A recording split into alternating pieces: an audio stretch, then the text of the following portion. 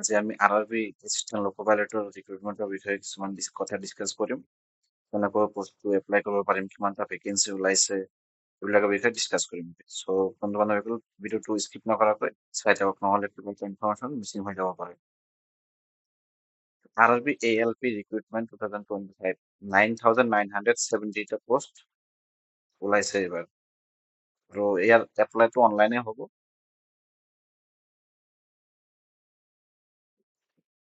চ' vacancy name assistant লোক pilot, vacancy 9,970টা, আৰু জবটো across all India হ'ব।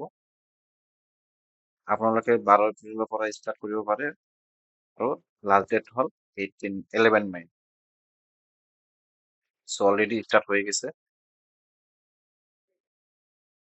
চ' আমি যদি এলিজিবিলিটি ক্ৰাইটেৰিয়া চাওঁ, কেণ্ডিডেটটো 10th আৰু হায়াৰ ছেকেণ্ডেৰী পাছ হ'ব লাগিব with ITI certificate in relevant field, নহ'লে ডিগ্ৰী বা diploma in engineering from recognise university. So' এই দুটা কেটেগৰী লাগিব।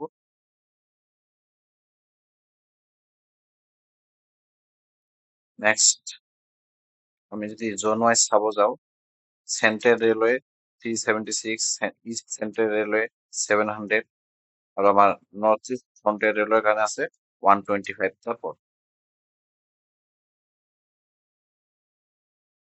এজ লিমিটটো 18 ইয়াৰ্ছৰ পৰা 30 ইয়াৰ্ছৰ মাজত হ'ব লাগিব, আৰু কেটেগৰী ৱাইজ এজ ৰিলেক্সেশ্যন আছে অলপ, আৰু নেশ্যনেলিটিটো ইণ্ডিয়ান, নেপাল আৰু ভূটানৰ হ'ব পাৰিব।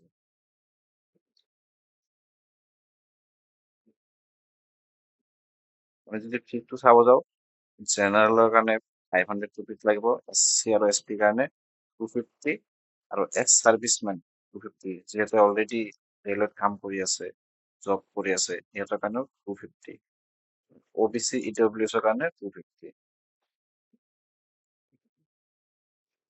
আৰু চেলাৰী যদি চাব যাওঁ আমি এচিষ্টেণ্ট লোক পাইলটৰ, এইটো পে লেভেলটো হ'ব লেভেল 2, ইনিচিয়েল পে হ'ব 19,900, আৰু পোষ্টপনটো মই অলৰেডি গমেই পাওঁ 9,970। So' starting date 12 April already start হৈ গৈছে, লাষ্ট ডেট হ'ল 11 মে, আৰু টাইম আছে, কিন্তু আপোনালোকে যিমান জলদি পাৰে কৰি লওক।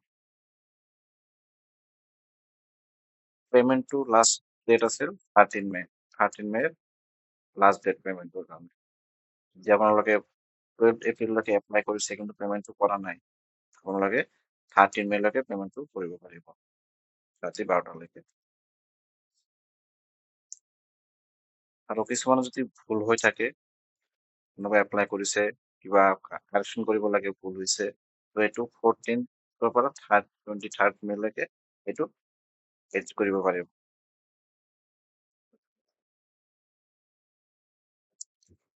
সিলেকশ্যন প্ৰচেছটো ফাৰ্ষ্ট ষ্টেজ CBT 1 হ'ব, ছেকেণ্ড ষ্টেজ CBT 2 হ'ব। CBT মানে computer based test. So' first stage, second stage computer based aptitude test হ'ব এটা। চ' 3টা টেষ্ট দিব লাগিব, আৰু লাষ্টত ডকুমেণ্ট ভেৰিফিকেশ্যন আৰু মেডিকেল এক্সামিনেশ্যন হ'ব। চ' এইকেইটা ষ্টেজ যদি আপোনালোকে ক্লিয়াৰ কৰিব পাৰে, তেনেহ'লে জবটো পাই যাব।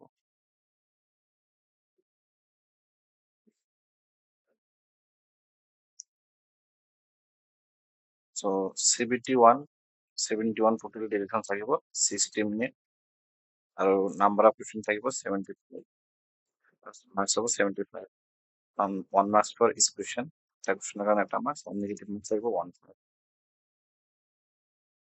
CBT 2 2 hours 30 minutes হ'ব, আৰু টোটেল কুৱেশ্যন থাকিব 175, পাৰ্ট A থাকিব 90 minutes and 100 question, 100 questionত 90 minutes থাকিব, পাৰ্ট B থাকিব 75 question, 60 minutes কৰিব লাগিব। ছেম ইয়াতো 1/3 মাৰ্কছ নেগেটিভ থাকিব।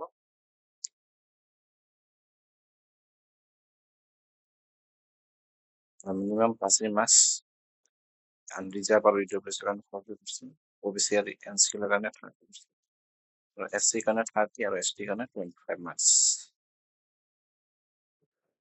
চ' কেনেকৈ এপ্লাই কৰিব ক'ত এপ্লাই কৰিব মই লিংকটো ডিছক্ৰিপশ্যনত দি দিম ডিছক্ৰিপশ্যনৰ পৰা আপোনালোকে ডাইৰেক্ট এপ্লাই কৰিব পাৰিব চ' আজিৰ ভিডিঅ' আছিলে এইখিনি থেংক ইউ